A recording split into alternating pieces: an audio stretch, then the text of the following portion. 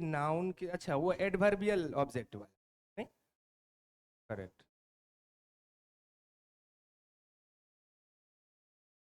आगे बढ़ी।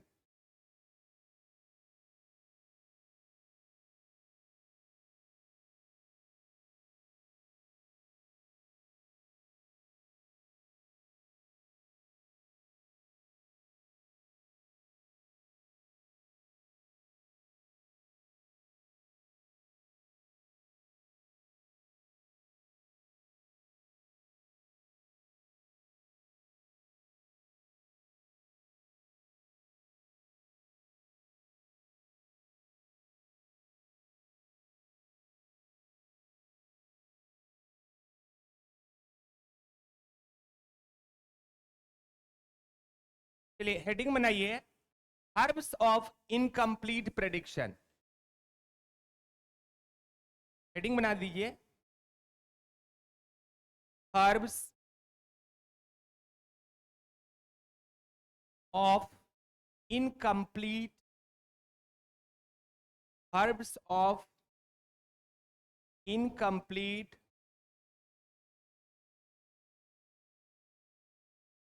प्रेडिकेशन, PREDICATION।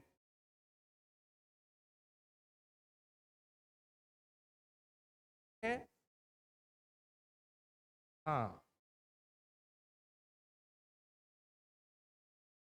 Herbs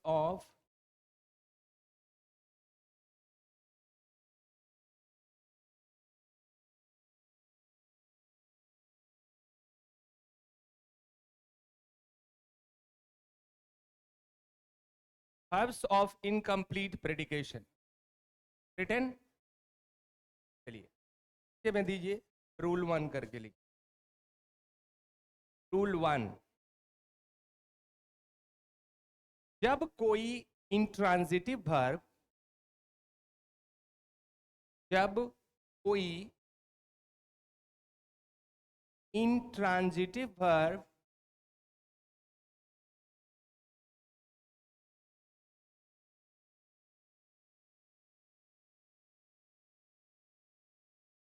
आज 8:30 से रीजनिंग का क्लास है। I was told to at dot 7 o'clock। हम 7 बजे पहुंचने के लिए सर राइट टाइम रहते हैं क्या रीजनिंग वाले सर? और मैथ वाले थोड़ा आगे पीछे तो पहला क्लास रहता है, आगे हो।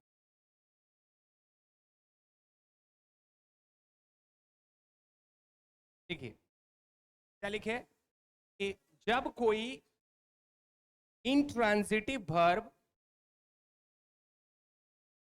कंप्लीट सेंस देता है, complete, COMPLE,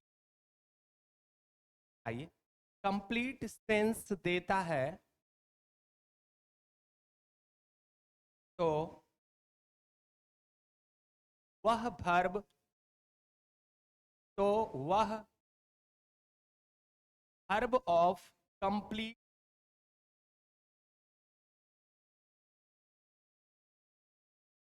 verb of complete predication जो ऊपर में लिखे हैं वो लिख दीजिए, कहलाता है।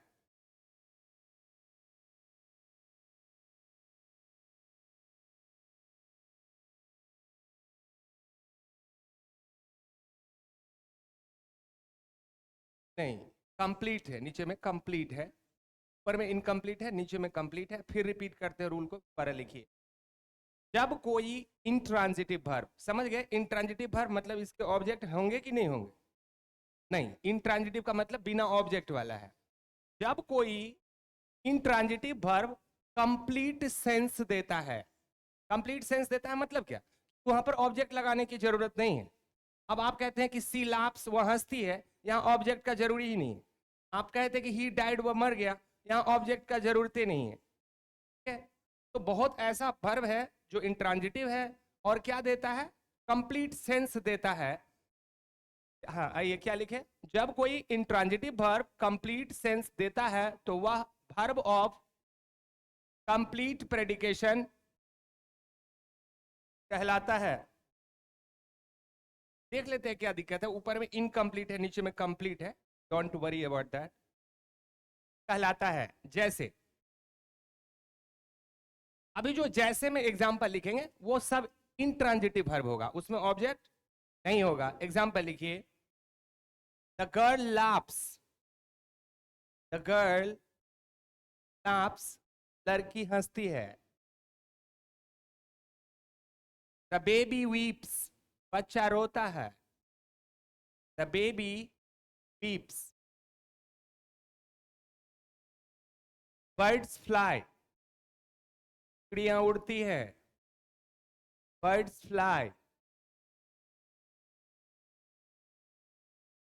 अब बताइए यहां पर जो भी वर्ब है, पहला वाला में लाफ है, ऑब्जेक्ट की जरूरत नहीं है। दूसरा वाला में वीप्स है, उसको भी ऑब्जेक्ट की जरूरत नहीं है। तीसरा में फ्लाई है, यहां भी ऑब्जेक्ट की जरूरत नहीं है। तो ये फ्लाई, ये वीप और लाफ कौन सा वर्ब है? इंट्रांजिटिव वर्ब है। और सेंस अधूरा है कि कंप्लीट है? पूरा सेंस है। यहां पर आइए, ऑब्जेक्ट देने की कोई आवश्यकता सकता नहीं, अपने आप में पूरा सेंस रखता है। तो ये जो भी वर्ब है वो कंप्लीट प्रेडिकेशन वाला वर्ब है। आई मीन इंट्रांजिटिव वर्ब पूरा सेंस देता है। रूल नंबर 2, दूसरा रूल लिखिए, वे इंट्रांजिटिव वर्ब्स, वे intransitive verbs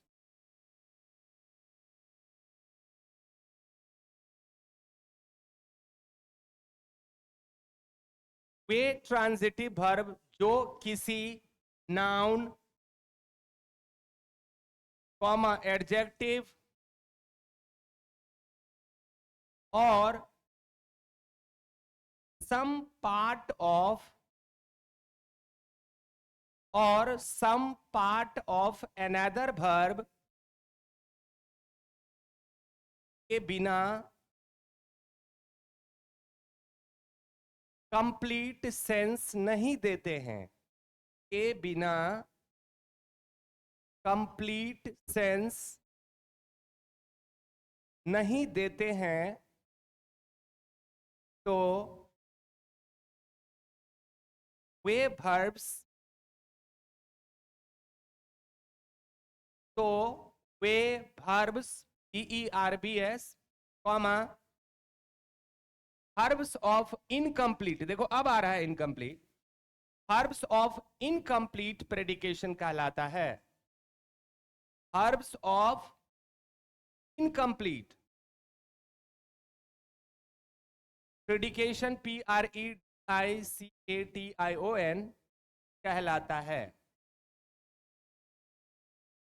फिर से रूल को रिपीट करते हैं, मैच कीजिए अगर आपने कोई गलती लिखा। वे इंट्रांजिटिव वर्ब, देखिए अभी बात हो रहा है सिर्फ इंट्रांजिटिव वर्ब का, मतलब कि इस वर्ब के ऑब्जेक्ट नहीं होते हैं। यहां पर दो तरह का इंट्रांजिटिव ऑब्जेक्ट देखे, एक कंप्लीट प्रेडिकेशन वाला जो ऊपर में देखे पूरा सेंस देता है। अभी जो दूसरा रूल लिख रहे हैं इसमें इनकम्प्लीट प्रेडिकेशन है।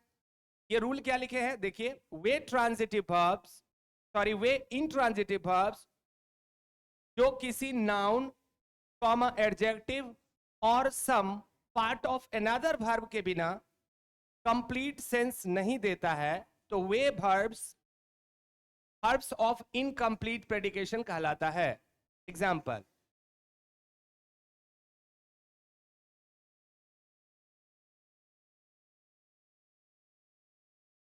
The boy seems, the boy seems, SEEMS, he became, he, अच्छा देखिए अब पहले लिख लेते एग्जाम्पल फिर समझते हैं। पहला example, the boy seems, SEEMS, seems मतलब प्रतीत होना, परिलक्षित होना।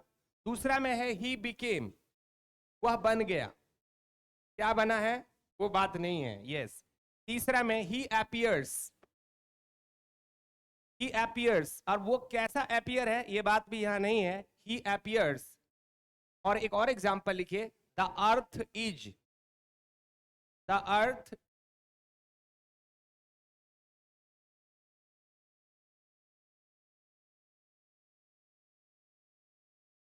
चलिए, तो यहां पर जो भी आप पहला सेंटेंस क्या लिखे हैं, द बॉय सीम्स, लड़का प्रतीत होता है। अब लड़का क्या प्रतीत होता है ये नहीं दिया है। द बॉय सीम्स हमेशा इनकम्प्लीट सेंस रखा है। लड़का कैसा प्रतीत होता है पता नहीं। The boy seems happy, the boy seems sad, क्या है वो आगे आपको दूसरा पार्ट ऑफ भर देना होगा। अच्छा, ही बिकेम, वो बन गया, क्या बन गया? ही बिकेम अ जेंटलमैन और he became a mental man, that we don't know, तो वो अधूरा पार्ट है। नेक्स्ट एग्जांपल है ही अपीयर्स, कैसा अपीयर होता है पता नहीं। द अर्थ इज, क्या आगे है? कुछ है नहीं। इसका मतलब ये इंट्रांजिटिव वर्ब्स हैं यहां पर। क्या? ये सीम्स, ये बिकेम, ये अपीयर्स और ये इज, यहां पर इंट्रांजिटिव वर्ब है। कंप्लीट सेंस दे रहा है क्या? नहीं। ऊपर वाले में, पहले वाला रूल में कंप्लीट सेंस था। सी लाप्स, वह हंसती है, देखो पूरा मीनिंग है। हम कहते हैं वह बन गया, तुम कहोगे क्या? का मतलब सेंस अधूरा है। वह दिखता है, तुम बोलोगे कैसा? इसका मतलब ये अधूरा है। तो ये क्या है यहाँ? appear, seems, became, ये क्या, कौन सा वर्ब है? इनकम्प्लीट प्रेडिकेशन वाला। इससे सेंस बिल्कुल पूरा नहीं होता है। इसको अब सेंसिबल बनाने के लिए इसमें कुछ जोड़ना होगा। चलिए अगला सेंटेंस लिखिए। द बॉय सीम्स टायर्ड, लड़का थका हुआ महसूस हो रहा है। ठीक है, उसमें आगे जोड़ दिए टायर्ड। उसी सेंटेंस को आप कंप्लीट करेंगे। Yes, the boy seems, SEEMS, the boy seems tired, TIRED। अब देखो कंप्लीट सेंस हो गया। लड़का कैसा दिखता है? क्या? The boy seems tired. दूसरा क्या है? वह बन गया, क्या? He became a doctor, he became an engineer, he became a teacher. आगे जोड़ दीजिए, ही बिकेम क्या? ए डॉक्टर। अगला सेंटेंस क्या है? ही appears। अच्छा, appears मतलब कि आप कैसे दिखते हैं। तो he appears happy, वो खुश दिखता है। he appears happy या pleased। धरती के बारे में बोलिए, द अर्थ इज, हाँ धरती गोल है, द अर्थ इज राउंड। इस रूल में देखे क्या, इंट्रांजिटिव वर्ब तो है बट कंप्लीट सेंस नहीं देता है। तो उसके साथ आपने क्या जोड़ा? Some other part of verb को ऐड किया to make the sentence meaningful. Okay, चलिए अब हम जानेंगे कि कॉम्प्लीमेंट क्या होता है। अक्सर हम लोग थोड़ा सा कंफ्यूज हो जाते हैं कि वर्ब और सॉरी ऑब्जेक्ट और कॉम्प्लीमेंट में क्या अंतर होता है। यस, कॉम्प्लीमेंट का हिंदी क्या होता है? पूरक। क्या होता है? पूरक। काम क्या करता है? देखिए, जो ऑब्जेक्ट का काम है वही कॉम्प्लीमेंट का काम है। सेंटेंस को मीनिंगफुल बनाना, सेंटेंस में तर्क देना, लॉजिक देना। अभी देख रहे हैं ना, वह बन गया, पता नहीं क्या बन गया। वह दिखता है, पता नहीं कैसा दिखता है। वो हो गया, क्या पता नहीं। धरती है, क्या है पता नहीं। ये सब इनकम्प्लीट वाला है। इसमें क्या डाले आप? Some words you added to make the sentence meaningful. चलिए आगे हेडिंग बनाइए, कॉम्प्लीमेंट, COMPLEMENT, कॉम्प्लीमेंट के बारे में जानेंगे अब क्या होता है। कॉम्प्लीमेंट, कॉम्प्लीमेंट, COMPLEMENT के बारे में लिखेंगे डैश देके। द वर्ड और फ्रेज, द वर्ड WORD और phrase PHRASE, the word or phrase used to complete the sense, used to complete the sense, आइए, used to complete the sense।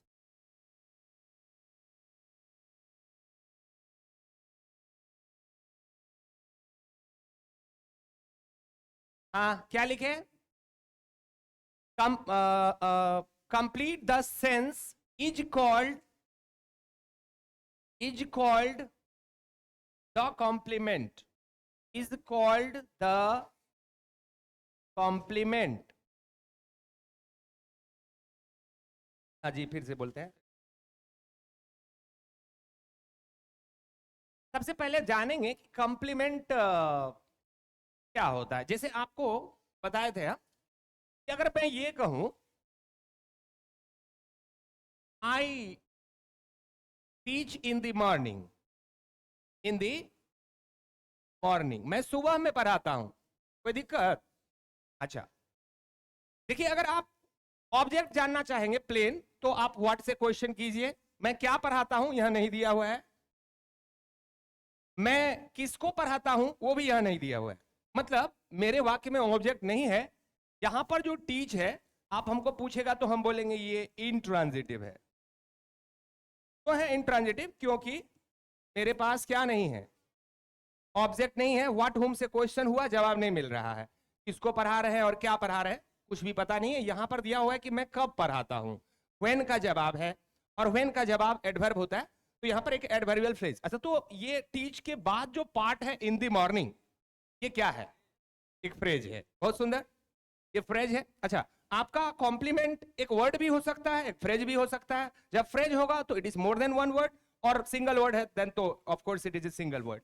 तो यहां पर इन द मॉर्निंग जो है ये ऑब्जेक्ट नहीं है, क्या है? फ्रेज है। अच्छा, फ्रेज कहते किसको है? सर फ्रेज उसको कहते हैं जिसमें ना कोई वर्ब होता है ना सब्जेक्ट होता है। देखिए इन दी मॉर्निंग में कोई वर्ब कोई सब्जेक्ट है नहीं है। अच्छा, फ्रेज का अपना कोई मीनिंग नहीं होता है, इसको जब आप कहीं जोड़ते हैं तो मीनिंग बनता है। अगर मैं सीधा कहूं पता है कल सुबह में, कुछ समझ में आया? कल रात में, कुछ समझ में आया? ये नहीं होगा।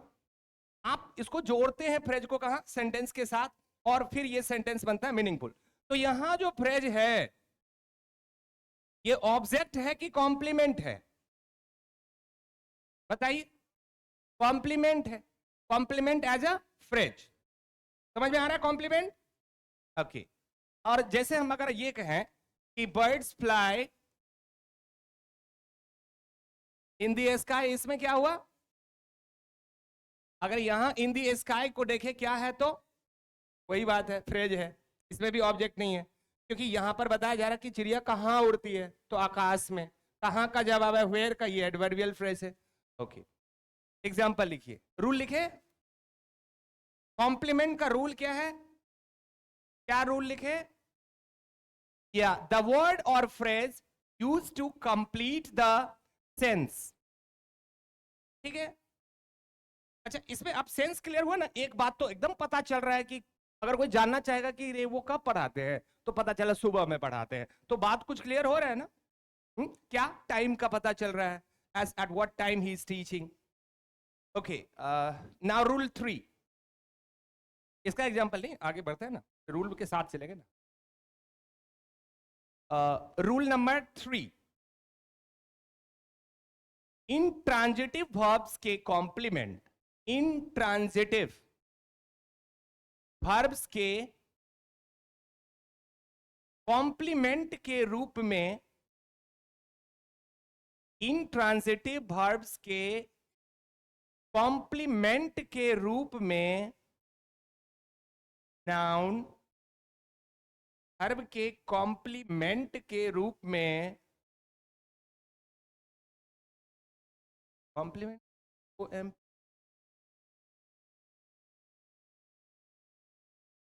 हाँ क्या लिखे मुन्ना? इंट्रांजिटिव वर्ब्स के कॉम्प्लीमेंट के रूप में नाउन, कॉमा एडजेक्टिव,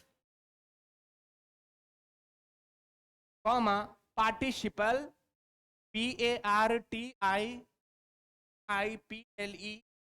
पार्टिसिपल। अच्छा, पार्टिसिपल समझते हैं ना? नॉन फाइनाइट वर्ब है पार्टिसिपल। 3 होते हैं, प्रेजेंट पार्टिसिपल V4 ING वाला, पास्ट पार्टिसिपल V3, और एक होता perfect participle having plus V3। जैसे मैंने हाथ धोकर खाना खाया, तो having washed my hands I ate. बात समझ में आया? बच्चा होमवर्क करके खेलने गया, having done their homework the children went to play। मतलब ये having done, having gone, having eaten बताता है खाकर, देखकर, सुनकर, बोलकर, पढ़कर, समझकर। ये जो है ये परफेक्ट पार्टिसिपल है। और V3 क्या है? Past participle. जैसे I have done, you have done, she has done, यहां डन क्या है? Past participle. ये पार्टिसिपल क्या होता है? नॉन फाइनाइट वर्ब है जो सब्जेक्ट के कारण फॉर्म नहीं चेंज करता है, तभी नॉन फाइनाइट है। क्या लिखे?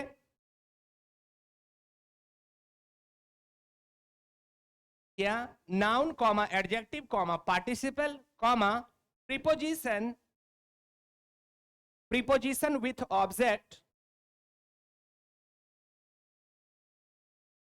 Preposition with object comma infinitive, INFINITIVE, infinitive. अच्छा, इंफिनिटिव भी नॉन फाइनाइट का ही पार्ट है।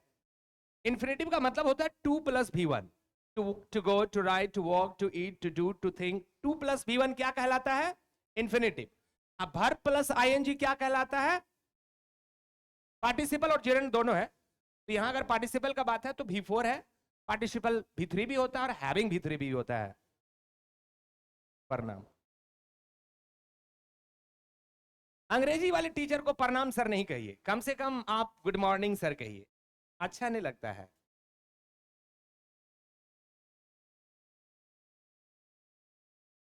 बहुत शुद्ध हिंदी बोलते हैं।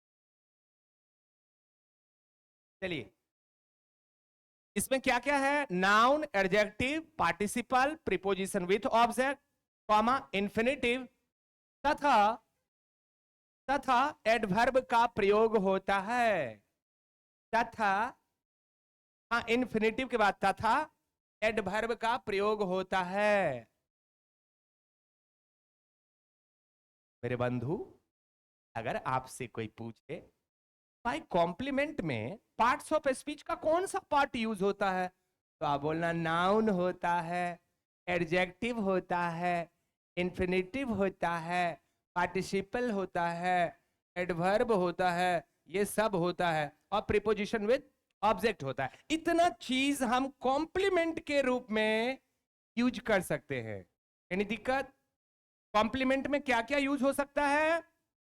Noun, adjective, participle, preposition with object, infinitive और एडवर्ब। इतना चीज को हम कॉम्प्लीमेंट के रूप में वाक्य में यूज कर सकते हैं। अब एग्जांपल देखिए तो पता चलेगा कि इसमें क्या यूज हो रहा है। एडजेक्टिव आ रहा है कि नाउन आ रहा है, फिर क्या आ रहा है कॉम्प्लीमेंट में? Example, come on.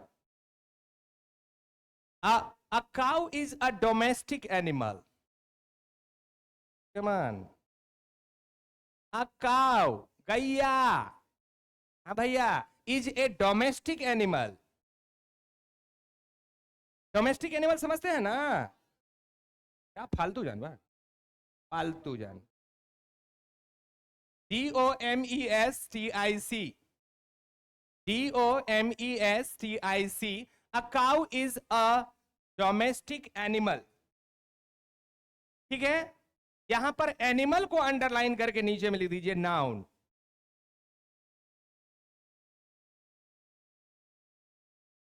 A cow is a domestic animal. यहां एनिमल क्या है? नाउन है। दूसरा एग्जांपल लीजिए, His elephant has gone mad. हाथी पागल हो गया। His elephant has gone mad. बताइए मैड क्या है? नाउन है कि एडजेक्टिव? विशेषण है ना। अरे कोई पागल है या कोई बढ़िया है, ये तो उसकी विशेषता है जी। तो मैड को अंडरलाइन करके लिखिए एडजेक्टिव, ADJ। हाँ जी, आप कहेंगे हाथी हो गया, हम पूछेंगे क्या, आप कहेंगे पागल। तो पागल जब लगाए तो सेंस लाया। ये क्या है? अब ये तो ऑब्जेक्ट है नहीं, ठीक है, तो ये क्या है? कॉम्प्लीमेंट ही है, और कॉम्प्लीमेंट में है क्या? तो एडजेक्टिव है। चलिए अगला एग्जांपल दिखाते हैं। The child went on weeping. The child बोले तो बच्चा, ए बच्चा। The child went on weeping. The child went, WENT, went on weeping, इसका मतलब है कि बच्चा रोने लगा। बच्चा क्या किया? अच्छा, the child went on weeping. अच्छा, बोले कोई वीपिंग क्या है? Noun, adjective, participle. अभी बोले हैं वर्ब प्लस आईएनजी पार्टिसिपल होता है, तो वीपिंग को अंडरलाइन करके नीचे लिख दीजिए पार्टिसिपल। देखिए ये सब कॉम्प्लीमेंट में यूज हो रहा है, और यहां जो भी वर्ब हम यूज कर रहे हैं वो इंट्रांजिटिव वर्ब है, कि ऑब्जेक्ट्स नहीं है, कॉम्प्लीमेंट आ रहे हैं अलग अलग रूप में, in form of noun, in form of adjective. We have just now seen that participle before is used as a complement. One more example. और लिखिए,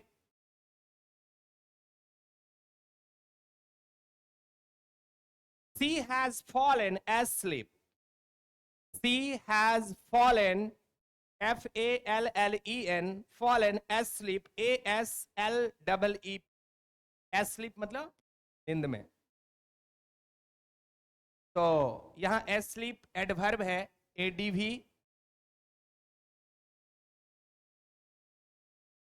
ठीक है। देखो इन्फिनेटिव वाला भी लिख लो, 2+1। हाँ, एस्लीप, हाँ नींद में, एक वर्ड है, yes very good, A-S-L-E-E-P, asleep एक वर्ड है, स्लीप के पीछे ए लगा दीजिए, बात खत्म हो गया। एक इन्फिनेटिव का एग्जांपल लिखिए, इन्फिनेटिव समझ गए ना, 2+2+, E1, किसी भी वर्ब के पीछे 2 लगा दीजिए, बन गया infinitive. One example, you have to come, तुझे आना होगा, यू हैव टू कम। तो यहां पर इन्फिनेटिव क्या है? To come. और अगर मैं हाँ, ये जितना भी आपने अंडरलाइन वर्ड किया है, adjective, noun, adverb, infinitive, participle, ये सब कॉम्प्लीमेंट है, और इंट्रांजिटिव वर्ब के कॉम्प्लीमेंट है। किसका कॉम्प्लीमेंट? इंट्रांजिटिव वर्ब के कॉम्प्लीमेंट है। चलिए, now we are moving to अगला रूल। वर्ब और ऑब्जेक्ट में अंतर समझ रहे हैं? ऑब्जेक्ट क्या और किसको का जवाब है, कॉम्प्लीमेंट क्या और किसको का जवाब नहीं है। एनी दिक्कत? This is the only difference between object and complement. Now rule number 4, rule number 4, अगला रूल गोइंग। यदि ट्रांजिटिव वर्ब, अब ट्रांजिटिव वर्ब आ रहा है, यदि ट्रांजिटिव वर्ब, यदि ट्रांजिटिव वर्ब का अर्थ, यदि ट्रांजिटिव वर्ब का अर्थ ऑब्जेक्ट के प्रयोग करने से, यदि ट्रांजिटिव वर्ब का अर्थ ऑब्जेक्ट के प्रयोग करने से, ऑब्जेक्ट के प्रयोग करने से स्पष्ट न हो, तो ऑब्जेक्ट के प्रयोग करने से स्पष्ट न हो तो ऑब्जेक्ट के बाद, न हो तो ऑब्जेक्ट के बाद कॉम्प्लीमेंट का प्रयोग होता है। ऑब्जेक्ट के बाद कॉम्प्लीमेंट, COMPLEMENT, कॉम्प्लीमेंट का प्रयोग होता है, और इस कॉम्प्लीमेंट को, इस कॉम्प्लीमेंट को फैक्टिटिव, फैक्टिटिव, फैक्ट से बना है फैक्टिटिव, FACTITIVE, फैक्टिटिव क्या कहते हैं? फैक्टिटिव कहा जाता है।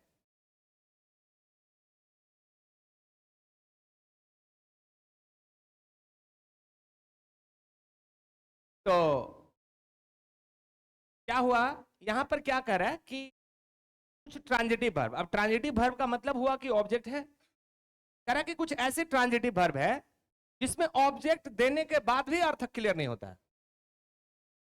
अरे ऑब्जेक्ट क्यों डालते हैं? ताकि सेंसिबल हो जाए sentence.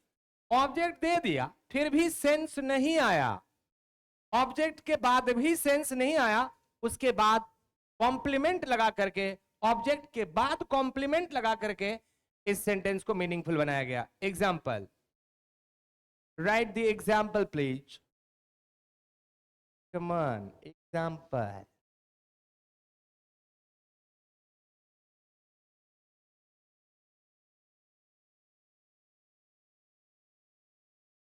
He set the criminals, he set, S-E-T, he set the criminals free. He set the criminals free. अच्छा, he set, अच्छा किसको सेट किया? तो क्रिमिनल्स को। क्रिमिनल्स यहाँ डायरेक्ट ऑब्जेक्ट है, मतलब इनडायरेक्ट ऑब्जेक्ट है, ऑब्जेक्ट हुआ। अब उसने क्रिमिनल को सेट किया, क्या सेट किया क्लियर नहीं हुआ। जब तक वहां फ्री वर्ड नहीं आया तब तक मीनिंग स्पष्ट नहीं हुआ कि उसने क्रिमिनल के साथ क्या किया। That okay? क्या लिखे एग्जाम्पल? क्रिमिनल्स फ्री, उसने क्रिमिनल को क्या कर दिया? फ्री कर दिया, मुक्त कर दिया। One more example. अच्छा, इसको आप ऐसे भी कह सकते हैं, ही फ्रीड द क्रिमिनल्स, ये भी हो सकता है अगर दूसरे ढंग से इसको बनाए तो। एक और example, one more example. The lost, sorry, the loss, LOSS, घाटा, the loss field us, FILLED, the loss field us with grief, the loss field us with grief. तो इस घाटे ने क्या चीज से भर दिया? दुखों से भर दिया। ग्रीफ, GRIEF, ग्रीफ मतलब दुख, सॉरो या सैडनेस। Grief, GRIEF। आप यहां पर अगर आप देख लें कि गौर से आप देखिए, विथ ग्रीफ को थोड़ा देर के लिए छोड़ दीजिए। आप देखिए ही, क्या है? ही, सॉरी, द लॉस, लॉस यहां सब्जेक्ट है और फिल्ड कर दिया किसको? हम लोगों को। यहां अस क्या है? अस क्या है? तो ऐसे बोल क्यों नहीं रहे हैं? वी सब्जेक्ट है, अस ऑब्जेक्ट है, आई सब्जेक्ट है, मी ऑब्जेक्ट है, तो ही सब्जेक्ट है, हिम ऑब्जेक्ट है, सी सब्जेक्ट है, हर ऑब्जेक्ट है। हमने पूछा अस क्या है? बोल क्यों नहीं रहे आप लोग? लगा मैं क्या पूछ दिया। अच्छा, तो यहां पर है कि the loss field us, loss ने हम लोगों को भर दिया। अब क्या भर दिया, कुछ क्लियर हुआ?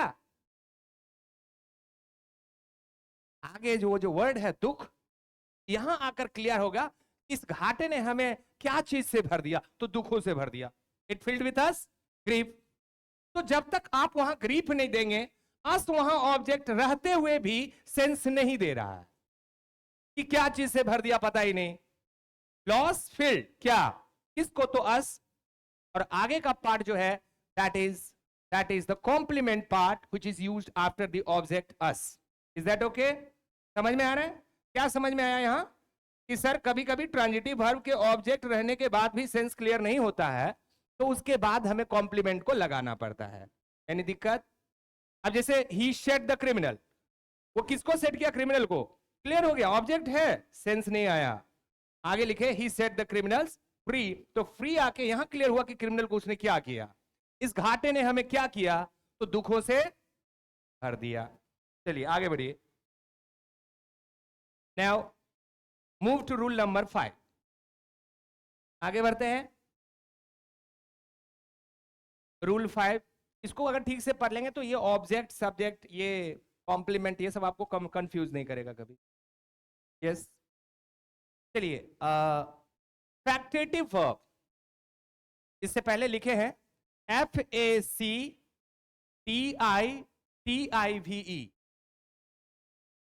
FACTIVE।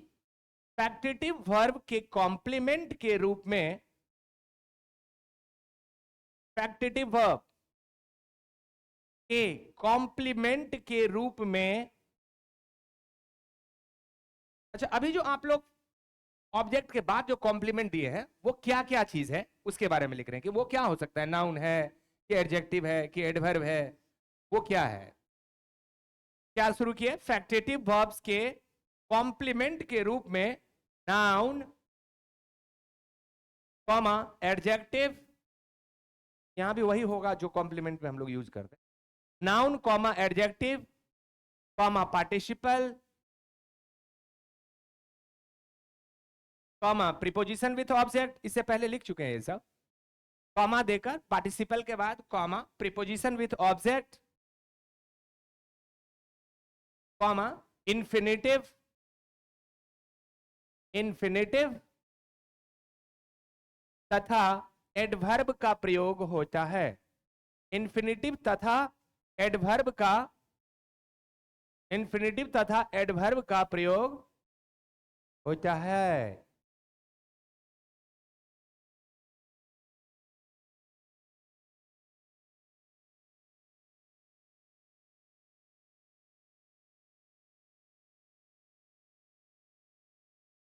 अच्छा भाई, फैक्टेटिव वर्ब क्या होता है? आप बताइए हमको, फैक्टेटिव वर्ब क्या होता है? सर, फैक्टेटिव वर्ब ना वो वर्ब होता है जिसका ऑब्जेक्ट होते हुए भी सेंस क्लियर नहीं होता है, तो उसके बाद कॉम्प्लीमेंट देना होता है। सर, ऐसे वर्ब को फैक्टेटिव वर्ब कहते हैं जो ऑब्जेक्ट के बाद भी कंप्लीट सेंस नहीं देता है। ऐसे ऑब्जेक्ट को कौन सा मतलब ऐसे ऑब्जेक्ट वाले वर्ब को कौन सा वर्ब कहेंगे? फैक्टेटिव वर्ब को में ऑब्जेक्ट देंगे तो सेंस होगा, उसके बाद क्या देना होगा? कॉम्प्लीमेंट। अच्छा, कॉम्प्लीमेंट क्या चीज से बनता है? Noun, adjective, participle, infinitive, preposition with object, adverb, these things are used to make complement। Mister Awadhesh Kumar, आप हमको ये बताएं फैक्टेटिव वर्ब क्या होता है?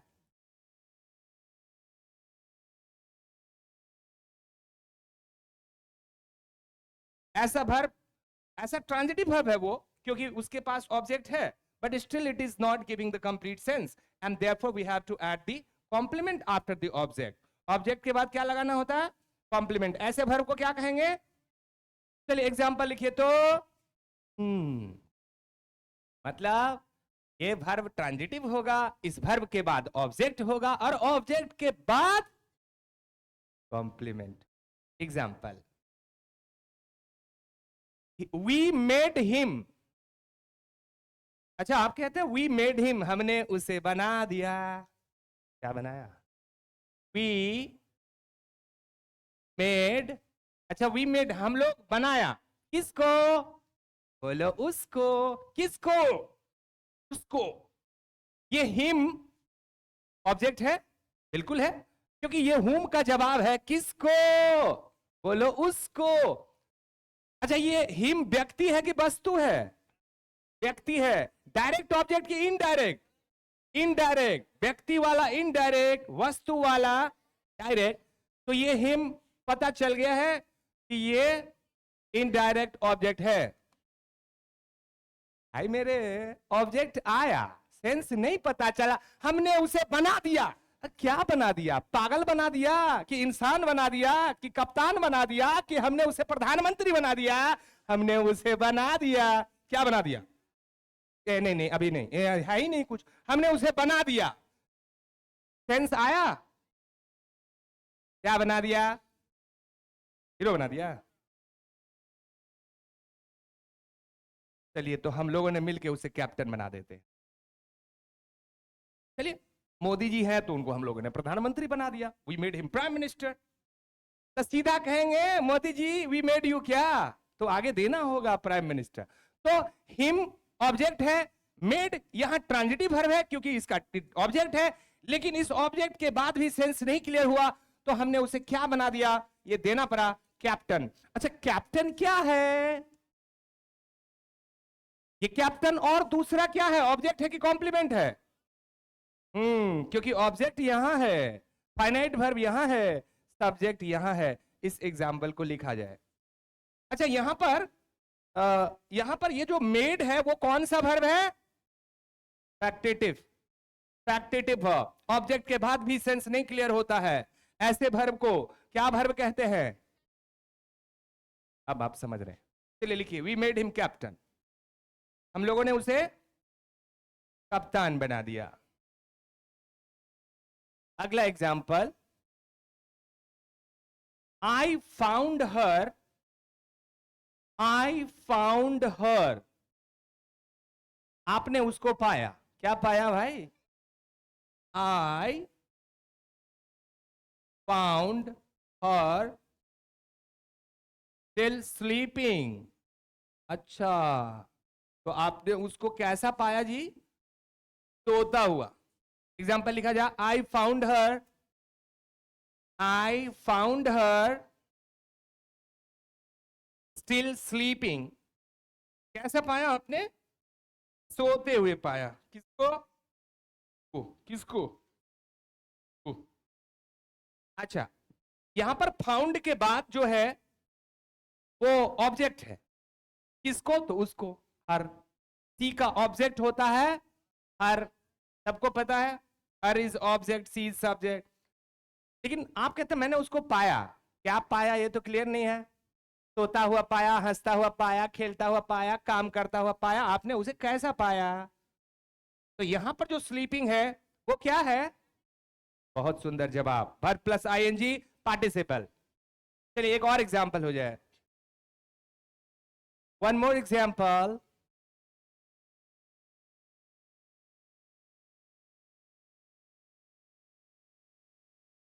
अच्छा, अगर हम कहें कि दे फाउंड हर एस्लीप, ठीक है, दे फाउंड हर एस्लीप। अब दे एस्लीप का स्पेलिंग हमने ना गलती होगा, ASLEEP, asleep. They found her, यहां पर हर क्या है? फिर से ऑब्जेक्ट है। और एस्लीप यहां पर क्या है? एडवर्ब है। थोड़ा सा अंडरलाइन करके लिख दीजिए, एडवर्ब पार्टिसिपल को।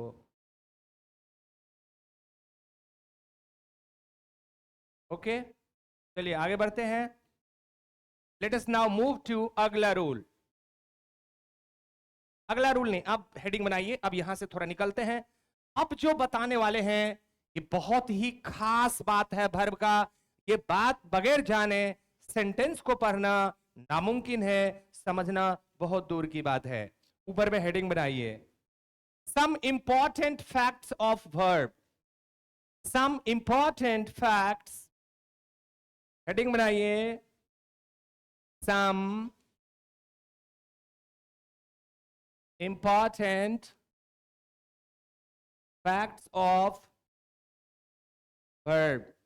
सम important facts of verb.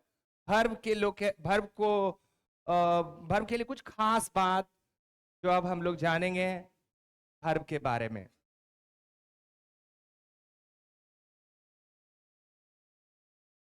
Some important facts of verb, verb से संबंधित कुछ खास बात जो हमें जानना जरूरी है। Rule number 1, make rule number 1, ये बात सबको पता होना चाहिए वर्ब के बारे में। टू बी के बाद बी फोर का प्रयोग होता है। टू बी के बाद वर्ब फोर का प्रयोग होता है। टू बी के बाद किसका प्रयोग होता है? वर्ब फोर का। माय डियर, मत घबराना, इधर देखो। ये वर्ब जो होता है ना, 3 फॉर्म में आपको दिखेंगे। To be, to do, to have. Any दिक्कत? ये बात बताया सबको? बोलो हाँ। वर्ब नहीं पढ़े थे? इससे पहले हम लोग वर्ब ही पढ़ रहे थे, ऑक्सिलरी वर्ब। वहां पर काफी एक्सप्लेन किए हैं वर्ब को, टू हैव को, टू डू को, टू बी को। अच्छा चलिए टू बी वाले फॉर्म को थोड़ा देख लेते हैं। इज, आर, एम, क्या है? और आर नहीं ना, तो ये है बी का form, is, am, are, was, were. आप कहते हैं sir, TNT sir, I am go. ये बी फॉर्म के बाद गो नहीं होता है, आईएनजी होता है। आई एम गो की I am going, he was come की he was coming. It is happen कि इट इज हैपनिंग। तो बी फॉर्म के बाद कौन सा वर्ब आएगा? V four. एग्जाम्पल लिखिए, एग्जाम्पल लिखिए। टू बी के बाद हमेशा मेन वर्ब फोर का यूज होता है, जो आईएनजी फॉर्म का वर्ब होता है। Example, he is trying to solve this problem. He is trying, T-R-Y-I-N-G, he is trying to solve this problem. He is trying to solve this problem. आप पूछेंगे is क्या है, हम बोलेंगे टू बी। उसके बाद कौन सा वर्ब आ रहा है? ट्राइंग। तो इज के बाद बी फोर। एनी दिक्कत?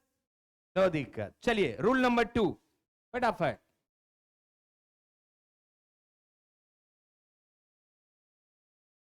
देखिए पैसिव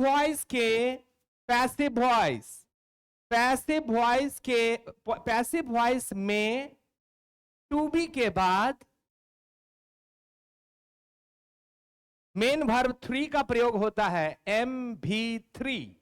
मेन वर्ब 3, एम और भी को 3 कर देंगे, मेन वर्ब 3 या V3 लिख दीजिए तब भी हो जाएगा। यस, नहीं समझा? हाँ जरूर। पैसिव वॉइस में टू बी के बाद वर्ब 3 का प्रयोग होता है। ये बोला, क्या बोला? एकदम अपोजिट। अपोजिट कैसे? तो एक्टिव स्ट्रक्चर में टू बी के बाद V4 दिए कि he is playing, he is writing, he is going, he is doing and all. लेकिन आप पैसिव फॉर्म देख लो थोड़ा।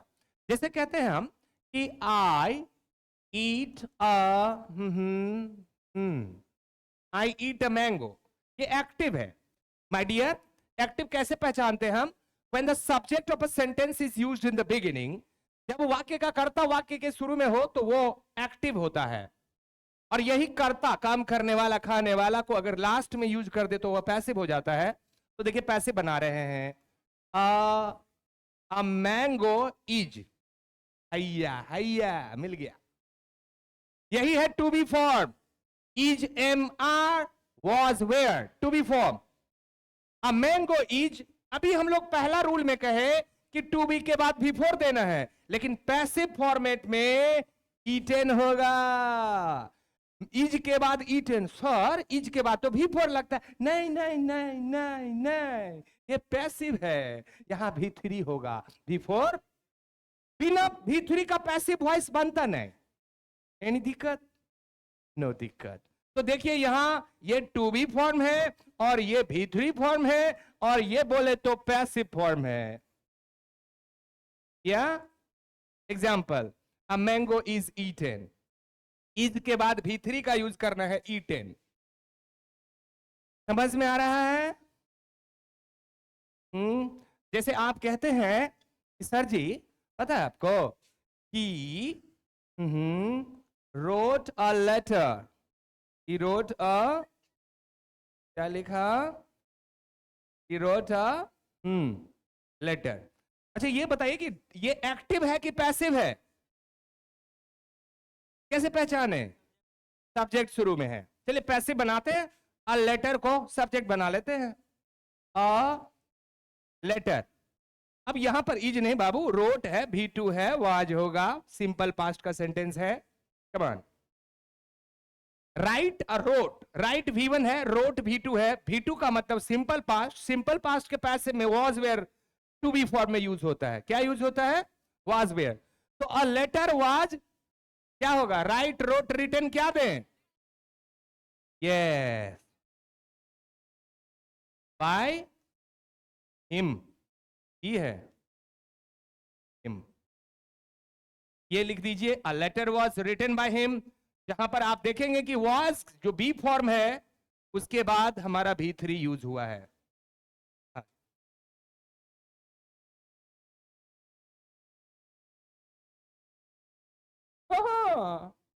जोर से बोलेंगे।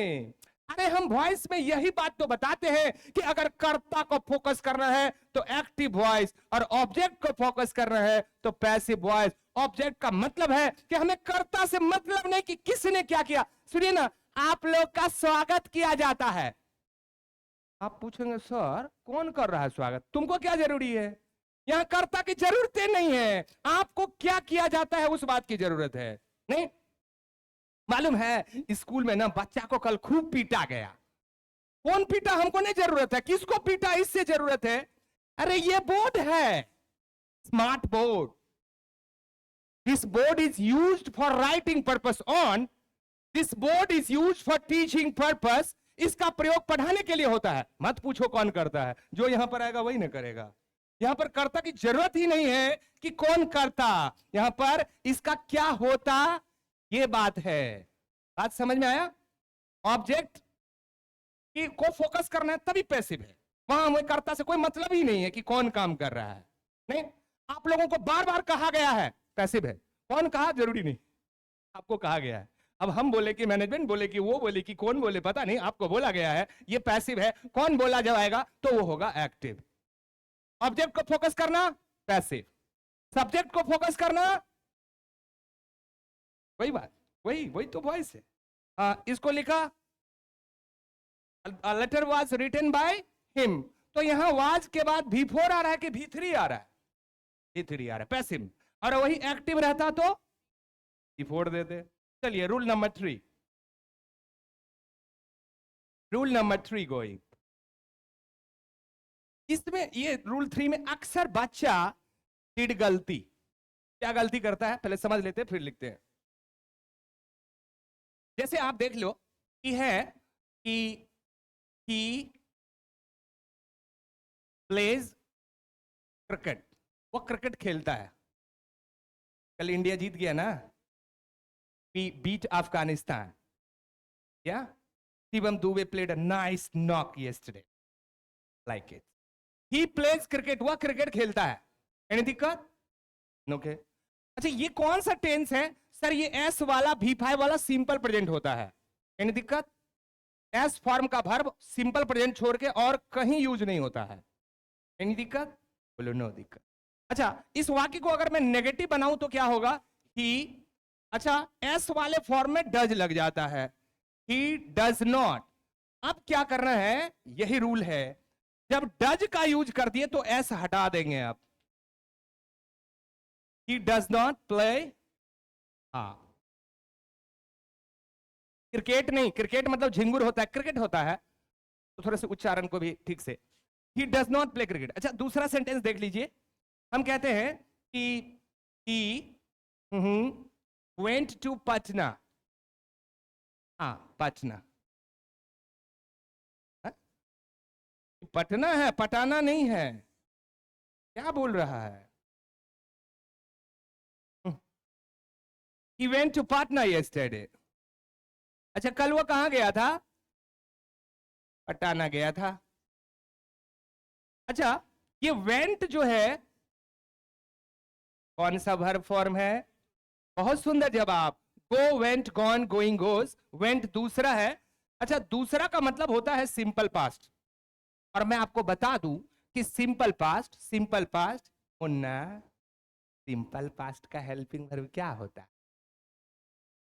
क्या होता क्या होता है? बहुत सुंदर जवाब। देखो आगे बैठने का एडवांटेज मिल रहा है मिस्टर अवधेश को, अवधेश नाम है आपका। तो सिंपल पास्ट का helping verb did, DID, did मतलब सिंपल पास्ट, V2 मतलब simple past, V2 simple past छोड़ के कहीं नहीं यूज होगा, और डिड सिंपल पास्ट छोड़ के कहीं नहीं यूज होगा। ये दोनों specially made for simple past. Any दिक्कत? नो दिक्कत। अच्छा he went to Patna yesterday, आप ये कहते हैं कि सर कल वो पटना नहीं गया था, नेगेटिव बनाना है, तो ही, जब भी कभी वाक्य में नॉट लगेगा, याद रखना आपको इससे पहले भी बताए हैं कि बिना हेल्पिंग वर्ब का नॉट लगता ही नहीं है। मेन वर्ब के बाद आप नॉट नहीं दे सकते हैं, you have to have use the helping verb to use not. तो सिंपल पास्ट है तो डिड लगा दिया, ही डिड नॉट। अब मेरे भाई जब डिड का यूज हुआ तो अब वेंट गो हो जाएगा, दूसरा पहला हो जाएगा। ही डिड नॉट वेंट होगा कि go, he does not plays होगा कि play, he did not go to Patna, yesterday. Any दिक्कत? तो एक चीज तो समझ में आ गया अभी तक, क्या? सर डज के बाद हमेशा V1 होता है, सर डिड के बाद हमेशा V1 होता है, और हम कहते हैं कि आई डू नॉट गो, मैं नहीं जाता हूं। आई डू नॉट रीड, मैं नहीं पढ़ता हूं, मैं नहीं खाता हूं। इसका मतलब डू के बाद भी वन होता है। सीधा सा मुझे यह कहना है कि डू, डज और डिड के बाद हमेशा वन का यूज हो। कभी भी जब डू डज डिड आ गया prior to your main verb से पहले, that means only V1 will be used. ठीक है, ये रूल लिख लेते हैं फटाफट। डू डज डिड के बाद, डू डज डिड के बाद मेन वर्ब वन लिख दीजिए तो ज्यादा अच्छा रहेगा। वर्ब वन का प्रयोग होता है। डू डज डिड के बाद वर्ब वन का प्रयोग होता है। रूट फॉर्म, पहला फॉर्म का प्रयोग होता है। लिख दीजिए दो चार एग्जाम्पल। देखिए, he does not write to her, he does not write to her. यहां does not write to her का मतलब हुआ, यहां राइट मतलब खत लिखना हुआ। तो वह उसको पत्र लिखता है कि नहीं लिखता है? बेचारा नहीं लिखता है। He did not go there, दूसरा एग्जाम्पल। ही डिड नॉट, अब गो होगा कि वेंट होगा? हाँ, he did not go there, go there, he did not go, did not के बाद गो, डिड नॉट के बाद गो देयर। अच्छा, वहां गया था कि नहीं गया था? नहीं गया था। डिड नॉट गो का मतलब नहीं गया था। और डू डज, एक और एग्जांपल लिख दो, किसका बच गया? डू वाला लिख दो। I do not go there, मैं वहां नहीं जाता हूं। I do not go there,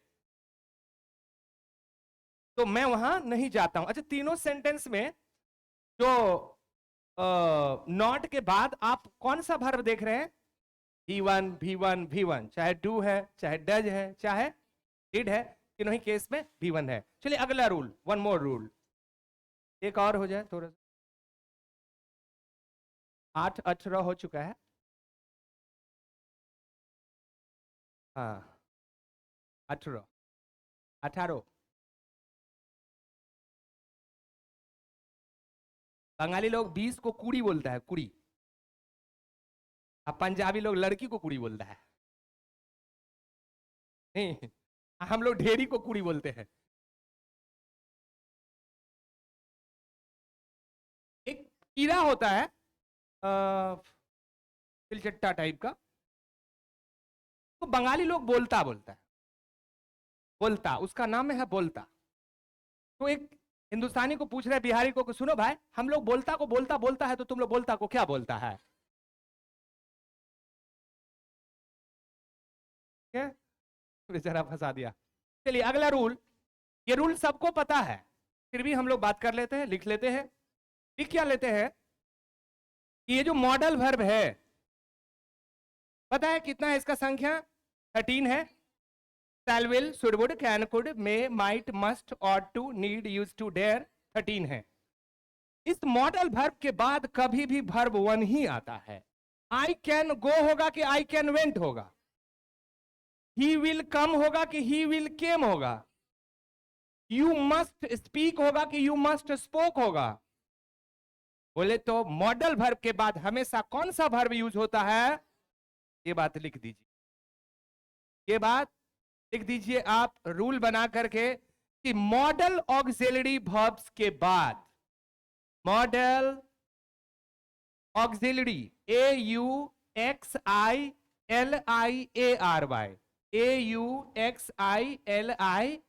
AUXILIARY, model auxiliary verbs के बाद वर्ब वन का प्रयोग होता है।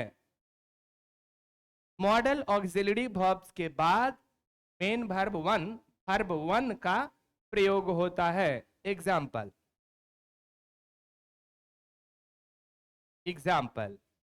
he can do this work, he can do this work, वह इस काम को कर सकता है। कैन मॉडल वर्ब है और डू मेन वर्ब है जो वर्ब वन के स्टेट में है। एक और एग्जाम्पल लिख दीजिए, you must speak the truth, you must speak the truth. तो आपको अवश्य सच बोलना चाहिए। बोलते हो? नहीं बोलते हो?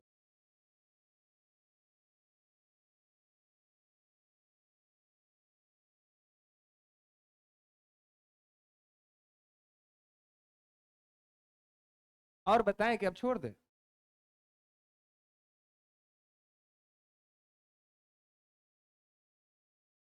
क्या थोड़ा थोड़ा पढ़ेंगे तो डाइजेस्ट होगा? कभी कभी इंडाइजेशन भी हो जाता है ना, it goes over head, sir से ऊपर ज्यादा होता है कुछ तो। इतना तक ठीक है, के बाद ठीक है। So then that's all for today. And now we are meeting into our next class. Till then, have a nice time. Good day. See you. Bye bye. Take care. की बोली?